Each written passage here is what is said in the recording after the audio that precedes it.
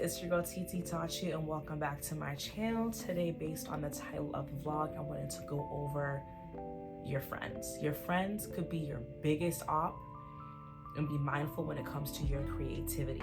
But before we begin, I want to make sure you guys smash that like button, comment, and subscribe, and add me on my other social media platforms as well. So I wanted to go over friends could be your biggest op because and I'm not saying like all your friends are bad, just bear with me. I'm using the word friend loosely because I'm not gonna think that your friends are bad. It's just that sometimes your friend be the biggest op and a hater that's gonna like, how do I explain this? Stop you from achieving something. So let's say an example could be like something simple. Let's say you are a person that wants to hire a maid and you're talking to your friend about it on the phone.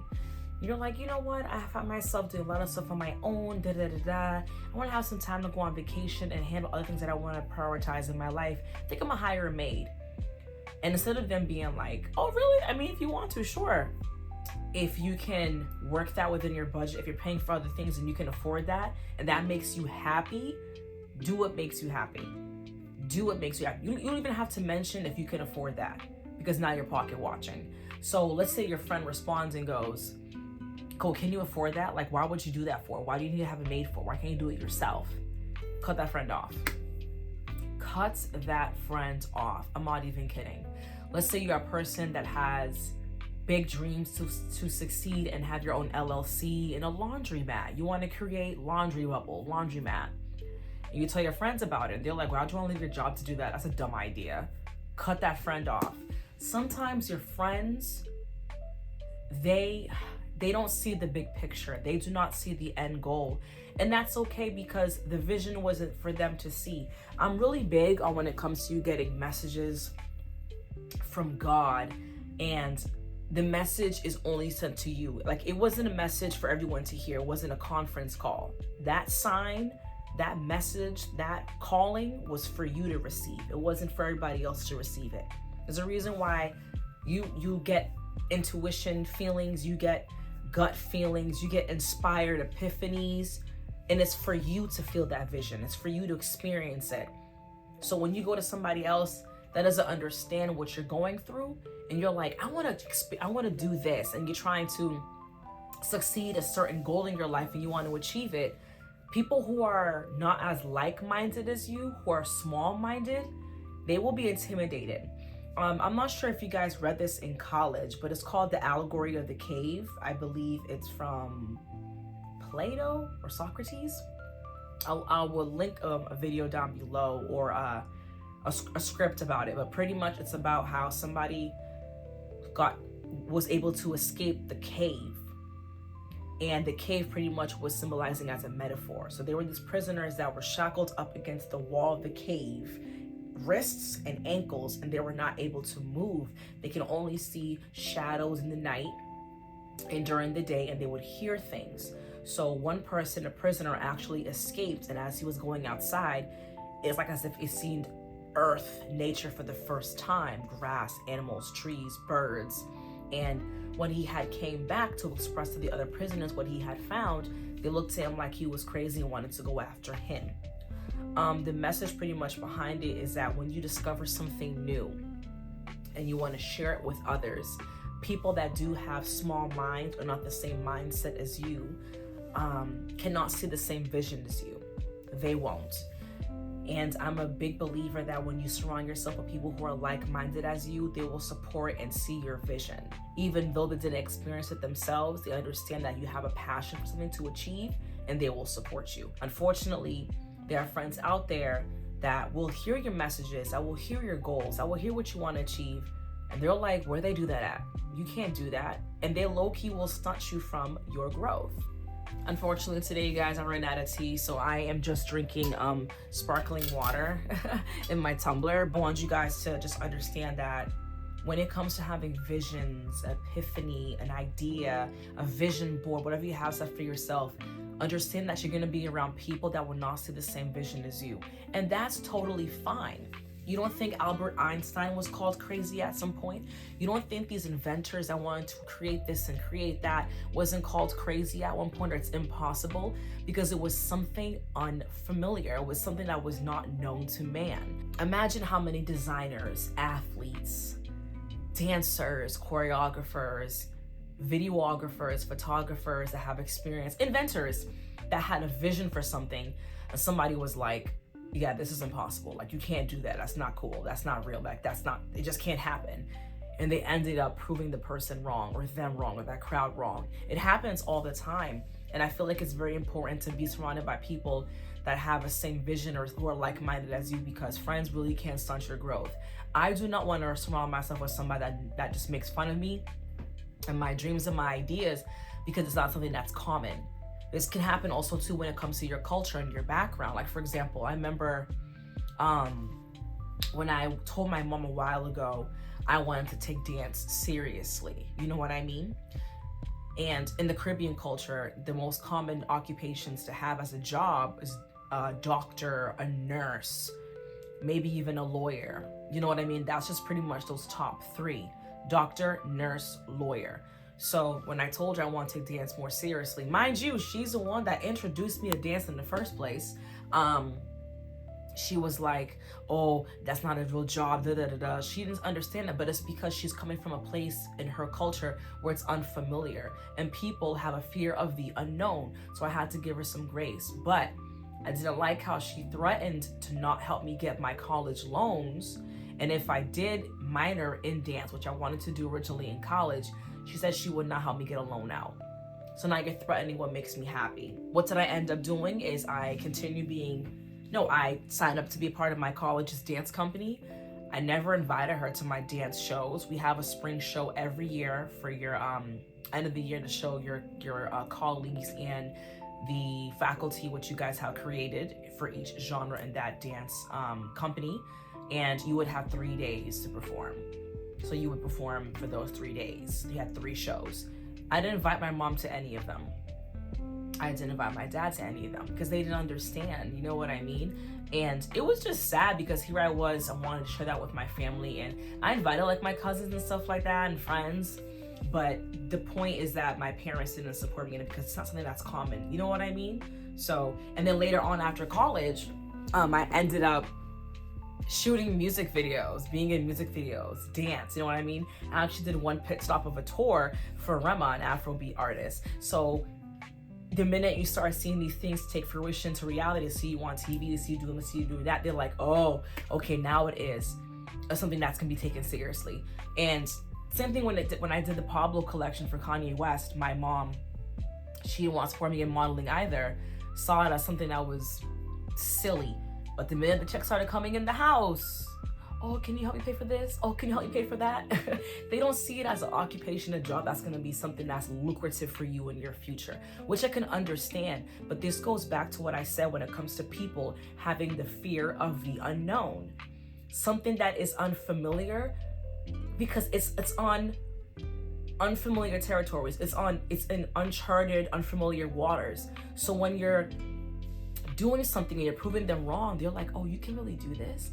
And it actually can become lucrative. It can actually make you some money. Not saying that the end goal was for money. It's just simply that this is what made me happy. This is what I wanted to do. You know what I mean? So, and I get it. Your friends and family, majority of your family, they want to see you become successful. Nothing is wrong with that. It's just that I personally believe that if you are a parent or a friend, you should support your friends from the very beginning. You should support your friends from day one and be their biggest supporter. If you are a family member, a mom or a dad, I think you should help your kids pour into their dreams, but also let them know that, hey, if you want to become this person or that person or this sport athlete or this particular sport as an athlete, understand the odds are against you, but you have to work twice as hard. Put in their heads, it is a possibility, but understand that it's going to be tough. So you have to put the work in. That's what I would want to have my parents tell me, my mom or my father. You know what I mean? My mother or my father. Another could be, I told you so many examples, you guys, but another example could be like me with track and field, for example. I was an all-around athlete, every sport, not every sport, played a lot of sports in every season when I was in school. In high school, I played basketball, and that was during the winter, and then during the fall, I would play soccer, and then football, and then in the spring summer, I was working for track and field. You know what I mean? I was practicing my skills in discus and running track and 4x4 and relay. So that's what I was doing. I was participating in my track team to support me in soccer and football. And then for football, I was practicing that because I loved basketball. So I wanted to be an all-around athlete where I could be encompassing all seasons to benefit me to be a great athlete. I just personally wished that I had started at a younger age, because that would have been phenomenal, especially when it comes to soccer and track and field. Track and field, I was fast. I'm not even gonna lie to you. I broke my school's record not once but twice for 4x4 relay, and I'm over here like, oh, I could really take this far. Like, I can go to the Olympics with this. But I didn't take it seriously because I was doing it because it was benefiting me in football, American soccer. You see what I'm saying? So with that being said, I feel like if I had started young, I would have taken the sport seriously. I would have taken it more seriously. You know what I mean? Like, I see these kids who are in like Boston's BNBL, AAU, traveling for sports, JUCO, you know what I mean? Going to boarding schools. I'm over here like, if my mom introduced me to these sports at a younger age, I would have been phenomenal.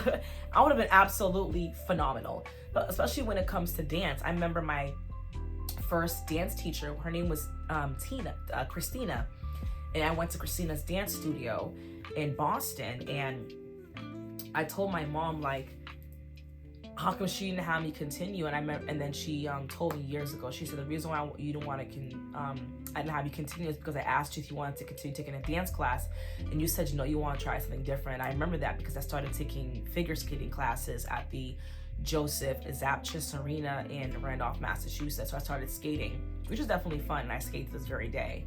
I've been getting back into it, but I'm just simply saying that if I took dance more seriously when I was younger and continued, even though I told her no, it just made me wonder how far I could have gone with it if I had continued. Like, I still dance, you know what I mean, but I'm not as competitive. I used to be more competitive with it when I was younger. But that's me and my own personal choices, you know what I mean? But not just dance, I'm talking about basketball. How come you introduced me to basketball? How come you let me stay after school for basketball? I remember I wanted to be part of my cheerleading team in middle school. I was not allowed to stay after school. I was raised in a strict household, you guys. My mother was very sheltered, living in Haiti. And my mom, having a Haitian Dominican background, she's a woman that was raised in a sheltered household where all was important was church, school, and coming home. Church, school, and family. That's it. Like, she came home, that's it. She didn't go out, nothing. And I'm over here like, we're in America. We don't do that over here. And it irritated me because I'm over here like, I'm naturally an extrovert. I like to explore. I like to have fun. I like to be with my friends. So imagine you trying to do certain things and activities as a kid born in America, coming from an immigrant family.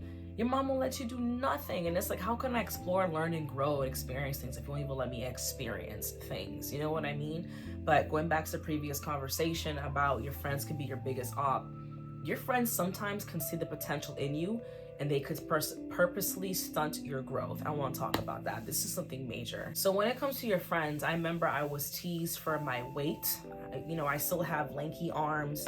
I'm still skinny, but I gained more weight from back then. But you get my point. I was bullied, and there was a point where when I reached high school, I started getting random compliments like, you have a nice nose, like you have nice feet, you have nice facial features, nice cheekbone, why don't you get into modeling? And I'm over here like, the same girl that was made fun of, you guys make fun of, now you're complimenting to get into modeling.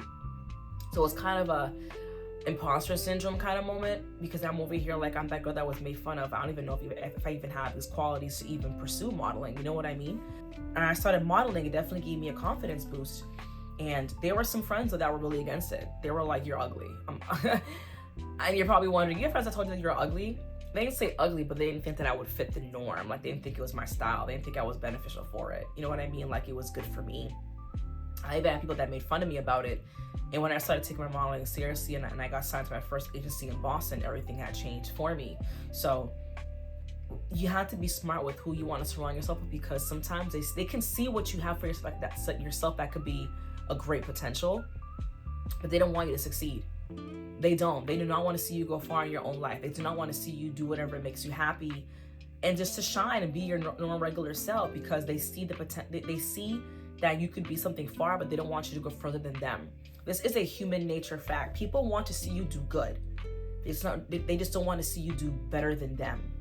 You see what I'm saying? Does that make sense? People want to see you do good, but they don't want you to be better than them. They do not want you to be do good better than what they're experiencing. They want to see you go far in life, but not further than them. This is a real thing, and it's unfortunate. Like, jealousy is a real thing when it comes to friendships, and sometimes people even have things of destiny swapping, where they purposely hang around your energy and take what's around you, the people, your friends, your lovers, your family, friends, etc., your connections, and they destiny swap with you. So now you're no longer in that light or have that energy, that aura, because they drained you. They took it from you.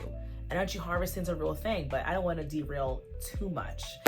Let me know what you guys think of this topic today. Again, this was about your friends could be your biggest op, and what are you doing for your creativity, pretty much. So your creativity is very important. Do what makes you happy. I hope you guys enjoyed this vlog. Happy holidays. Lunar New Year is next week. I believe it's on the 17th. People have been coming up to me. They're like, what do you mean Happy New Year's? The New Year's, we're not Happy New Year's. Happy holidays. The holiday season is over. I'm like, no, it's not. It's definitely not. There's like 33 holidays from November 23rd until the end of February. So be mindful that everybody in America celebrates the same holiday. So I like to just make sure I'm saying happy holidays until the end of February, or at least the middle of it. Anyways, I'll see you guys next week, and happy holidays. Bye.